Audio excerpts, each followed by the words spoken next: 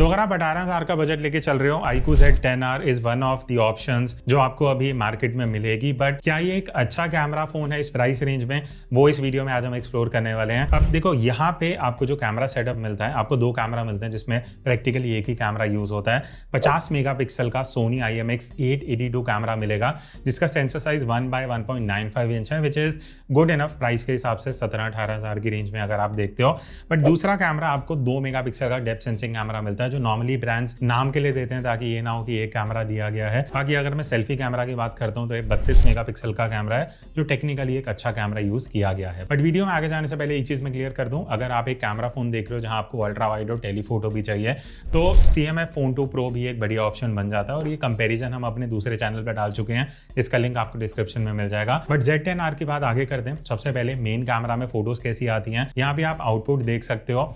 जो कलर्स हैं वो काफ़ी सटल और नेचुरल टोन में कैप्चर होते हैं जो एक बढ़िया चीज़ है, बिकॉज iQOO का मुझे हमेशा से ये चीज़ बढ़िया लगी है कि ये बहुत वाइब्रेंट कलर्स नहीं देता। तो अगर तो आपको सोशल मीडिया रेडी फोटोज चाहिए वैसा कुछ आपको इसमें नहीं मिलेगा। हो सकता है कलर्स थोड़े से आपको एडिट करने पड़े, बट अगर आपको नेचुरल कलर्स पसंद है तो इस Z10R का आपको आउटपुट बढ़िया लगेगा।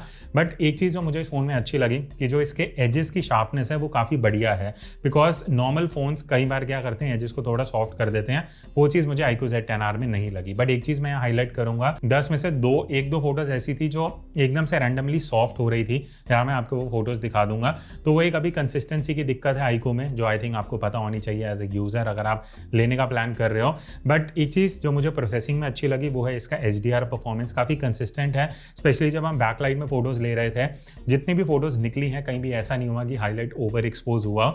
तो अगर आप चैलेंजिंग लाइट में भी फोटोज लेते हो आप बढ़िया हाई डायनामिक रेंज इस फोन से एक्सपेक्ट कर सकते हो। बट फेसेस की अगर मैं बात करूं, हाँ ये है कि कई बार थोड़ा ओवर एक्सपोज हो सकता है क्योंकि फेस को थोड़ा कॉन्ट्रास्टी लुक देता है और थोड़ा ब्राइट करता है। 10 में से 2-3 सिचुएशन में ऐसा देखने को मिला था। बट ओवरऑल अगर मैं बात करूं काफ़ी बैलेंस्ड फोन है in terms of colours, tones.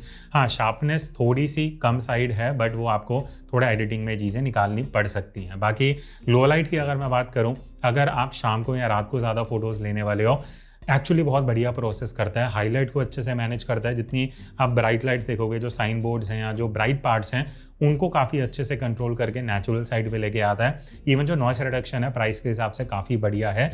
हाँ ये है कि फोटोज़ आपको थोड़ी सॉफ्टर साइड पे दिखेंगी बट ये नेचुरल आउटपुट क्रिएट करता है, बहुत कलर्स को भी वाइब्रेंट नहीं करेगा। ओवरऑल आई वुड से लो लाइट जो फोटोज़ हैं वो आपको इस फोन से बढ़िया मिल जाएंगी। अब देखो यहाँ आपको 2x जूम का ऑप्शन मिलता है, आप डिजिटली जूम कर सकते हो, कोई टेलीफोटो कैमरा नहीं है। बट डिजिटल के हिसाब से ऑब्वियसली आपको डिटेल थोड़ी कम मिलेंगी, फोटोज थोड़ी सॉफ्टर साइड पे आती हैं। और अगर मैं फेस की स्पेसिफिकली बात करूँ, वो मुझे थोड़ा पिंक टोन ऐड करते हुए दिखा ये फ़ोन और फोटोज थोड़ी डार्क आती हैं, तो उस हिसाब से प्रोसेसिंग 2x में उतनी बढ़िया नहीं है अगर मैं बाकी फ़ोन से देखूँ इस प्राइस रेंज में जो आते हैं। बाकी लो लाइट में अगर आप फोटोज़ लेते हो जूम करके, वहाँ मुझे उतना बढ़िया आउटपुट नहीं लगा। प्रोसेसिंग में थोड़ा सा फोटोज़ को ये स्मूथ कर देता है, थोड़ा डिटेल कम आती है, हाईलाइट कंट्रोल उतना अच्छा नहीं है, डायनामिक रेंज उतना बढ़िया नहीं है। तो अब से अगर आप जूम करके फोटोज़ लेने वाले हो आपको एवरेज आउटपुट इस फोन से मिलने वाला है। बट अब हम आते हैं नेक्स्ट मोड में जो है पोर्ट्रेट मोड। अगर आप ज़्यादा पोर्ट्रेट फोटोज़ खींचने वाले हो तो देखो, पहली चीज़ मैं आप पे बता दूं, अगर आप पोर्ट्रेट मोड पे जाते हो तो यहाँ पे आपको 1x 1.5x और 2x ये 3 ऑप्शन मिलते हैं, जो एक अच्छी चीज़ है, आपको वैरायटी मिल रही है। ऑब्वियसली प्राइमरी सेंसर क्रॉप होता है बट आप तीनों मोड में फोटोज ले सकते हो। बट अगर मैं प्रोसेसिंग की बात करूं तो देखो, मुझे ऐसा लगा कि जो स्किन टोन है वो थोड़ी सॉफ्टर साइड पे है, थोड़ा टेक्सचर कम होता है। बट जो नॉर्मल टोन है फेस देखने में बहुत नेचुरल लगता है, फेस ज़बरदस्ती चमकाता नहीं है। जो ओवरऑल लुक एंड फील है फेस का वो ओरिजिनल जैसे ही है कहीं ना कहीं मेंटेन करता है।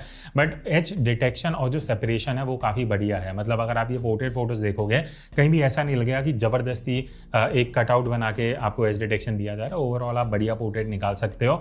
हाँ ये है कि डिटेल्स का थोड़ा इनकन्सिस्टेंसी है, कहीं जगह में मुझे लगा फेस बहुत ज़्यादा सॉफ्ट हो रहा है, कहीं जगह अच्छा टेक्सचर आ रहा है, तो वही चीज़ है जो आपको थोड़ा देखना पड़ेगा। बाकी जैसे मैंने स्टार्टिंग में बताया, आपको 1.5x एंड 2x का भी ऑप्शन मिल जाता है जिसको यूज़ करके आप एक वैरायटी ऑफ पोर्ट्रेट्स ले सकते हो। बट ऑब्वियसली 2x तक जाते जाते आपको उतनी बढ़िया डिटेल नहीं मिलेगी। बाकी फेस में मुझे ऐसा लगा कि थोड़ा पिंक टोन यहाँ पे भी पोर्ट्रेट मोड में है और स्लाइटली सॉफ्टर साइड पे फोटोज आती हैं। बट अगेन मैं बोलूँगा, मैं बहुत ज़्यादा टेक्निकल जा रहा हूँ। अगर आप एक कैजुअल यूज़र हो, आप अच्छा पोर्ट्रेट मोड इसमें वैरायटी ऑफ एंगल व्यू में निकाल सकते हो। फिर नेक्स्ट हम आते हैं 50 मेगापिक्सल मोड में। तो जैसे इसमें आपको प्राइमरी कैमरा हाई रेजोल्यूशन में मिलता है, तो आप जूम करके फोटोज ले सकते हो। अगर आपको क्रॉप करना है, वो सारी चीजें एडिटिंग में आप करना चाहते हो, तो आप 50 मेगापिक्सल मोड में फोटो लो, बाद में आप क्रॉप कर सकते हो। टेक्सचर बहुत अच्छा कैप्चर करता है, डिटेल बहुत अच्छी है, इवन इसका जो डायनामिक रेंज है, जो एक्सपोजर है, वो काफी इंप्रेसिव है। तो नॉर्मली इस फोन में कई जगह पे फोन ना 50 मेगापिक्सल मोड में थोड़ा HDR खराब कर देते हैं, वो दिक्कत इस फोन में नहीं है। बाकी सेल्फी पे आते हैं, 32 मेगापिक्सल का कैमरा है। अगर मैं स्किन टोन एंड टेक्सचर की बात करूं, ये एक्चुअली काफी बढ़िया डिटेल निकालता है, फेस को शार्प दिखाता है, फेस को बहुत चमकाता नहीं है, तो नेचुरल साइड पे आपको आउटपुट मिलेगा। स्पेशली अगर आप पोर्ट्रेट सेल्फी लेने वाले हो तो अच्छी डिटेल, अच्छा टेक्सचर, नेचुरल लुकिंग, ब्लर मिलता है।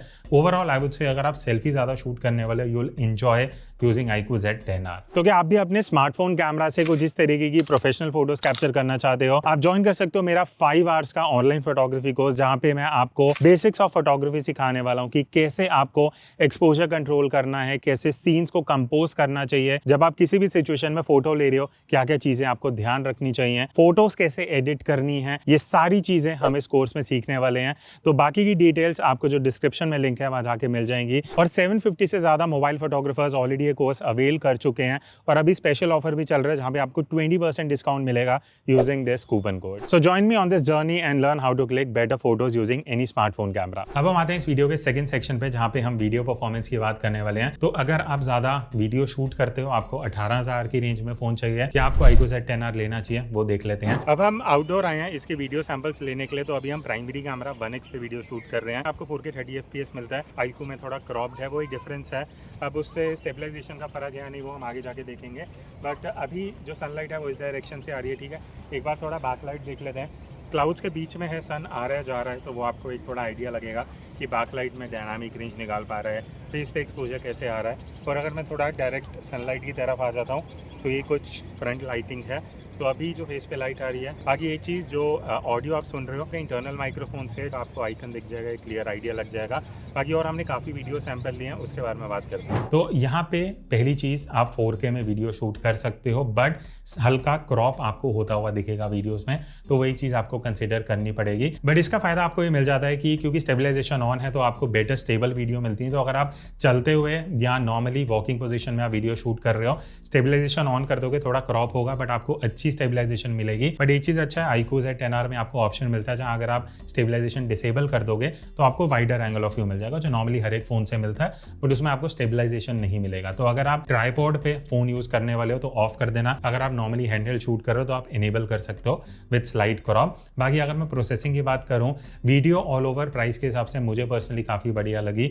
शार्प वीडियो निकल के आती है, थोड़ा कॉन्ट्रास्टी लुक है। हाँ, एक्सपोजर ऑफ फोकस मुझे कहीं ना कहीं थोड़ा फ्लक्चुएट होता हुआ दिखा, वो कंसिस्टेंसी अभी उतनी नहीं है इस फोन में, बट ओवरऑल जो शार्पनेस निकल के आती है, जो कॉन्ट्रास्टी लुक है, वो बढ़िया है। प्रोसेसिंग पार्ट पे अच्छा है, बस वो है कि एक्सपोजर कभी थोड़ा ऊपर नीचे हो जाता है।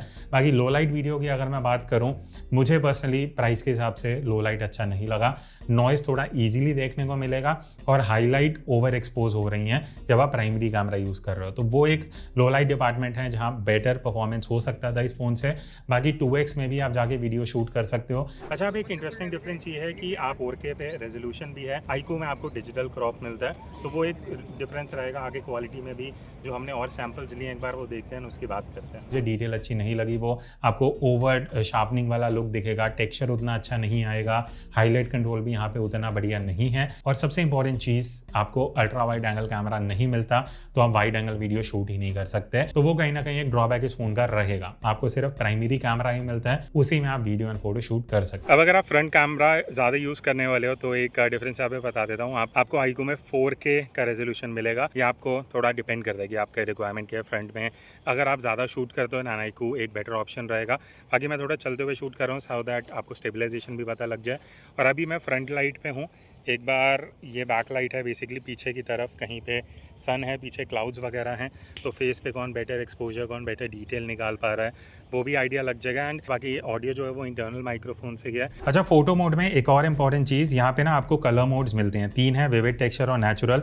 हमने सारे सैंपल नेचुरल में लिए हैं, बट अगर आप विविड में जाओगे ना, आप देखना सैचुरेशन बढ़ जाता है। टेक्सचर में अगर आप जाओगे तो ये हल्का सा एजेस को डार्क करता है, और क्लैरिटी और शार्पनेस थोड़ी एनहांस कर देता है। तो ये 3 मोड्स आपको मिलते हैं। आई वुड से आप नेचुरल में ले सकते हो, बट अगर थोड़े वाइब्रेंट कलर्स चाहिए तो आप विविड में जाके भी फोटोज कैप्चर कर सकते हो। बाकी बात रही क्लोजअप फोकस की, तो देखो अभी हम 1x पे हैं, मैं काफ़ी क्लोज जाके इतने डिस्टेंस तक फोटोज ले सकता हूँ। एक दो फोटोज मैं यहाँ पे ले लेता हूँ एक इतने डिस्टेंस पे।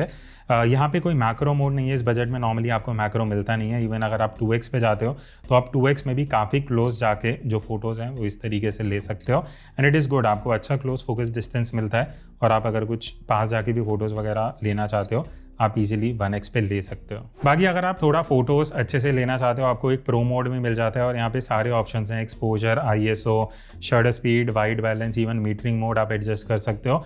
और यहाँ पे रॉ मोड भी आप एनेबल डिसेबल कर सकते हो। पिक्चर मोड आपको तीनों मिल जाएंगे जो आप यहाँ से एडजस्ट कर पाओगे।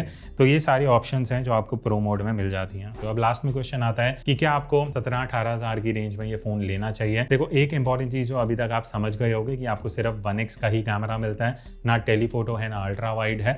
इस रेंज में टेलीफोटो चलो नहीं आता, एटलीस्ट अल्ट्रा वाइड ब्रांड्स देते हैं जो इस फोन में आपको नहीं मिलेगा। तो अगर आप एक ऐसे यूजर हो जो सिर्फ प्राइमरी कैमरा यूज करते हैं, आपको फोटोज एंड वीडियोस चाहिए, I would say decent output है। इससे और बेटर ऑप्शंस आपको मिल जाएंगे जो हम कंपैरिजन अपने सेकंड चैनल पे लाने वाले हैं, उसका लिंक आपको डिस्क्रिप्शन में मिल जाएगा। तो अभी भी मैं बोलूँगा इससे बेटर ऑप्शंस आप एक्सप्लोर कर सकते हो। मुझे एक्सपेक्टेशन था iQOO से कि ये बहुत अच्छा फ़ोन निकलेगा, बट अगेन थोड़ा डिसअपॉइंटिंग था। तो मैं बोलूँगा 10 में से 8 नंबर इसको हम दे सकते हैं इन terms of camera performance. So that's it. अगर आपको इसका आउटपुट अच्छा लगा, एवरेज लगा, जो भी आप कमेंट्स में बता सकते हो। मिलते हैं नेक्स्ट वीडियो में, तब तक take care and keep clicking.